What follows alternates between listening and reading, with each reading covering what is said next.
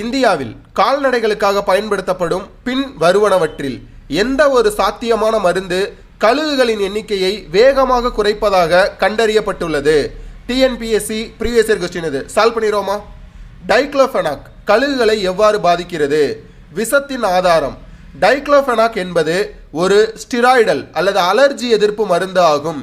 இவை கால்நடைகளுக்கு வலிக்கு சிகிச்சை அளிக்க பரவலாக பயன்படுத்தப்பட்டது. மரணத்தின் வழிமுறை. சிகிச்சை அளிக்கப்பட்ட இந்த கால்நடைகளின் சதையை உண்ணும் கழுகுகள் மருந்தை உட்கொள்ளும். இந்த மருந்து கழுகுகளுக்கு நச்சுத்தன்மை வாய்ந்தது. இதனால் சிறுநீரக செயலிழப்பு மற்றும் மரணம் ஏற்படுகிறது.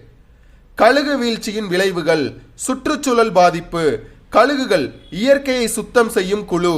இவைகள் காணாமல் போனது காட்டு நாய்களின் எண்ணிக்கையில் அதிகரிப்புக்கு வழிவகுத்தது. பொது சுகாதார பாதிப்பு. காட்டு நாய்கள் அதிகரிப்பு ராபிஸ் போன்ற நோய்கள் பரவுவதற்கு பங்களித்தது. இது ஆயிரக்கணக்கான மனித இறப்புகளுக்கு வழிவகுத்தது.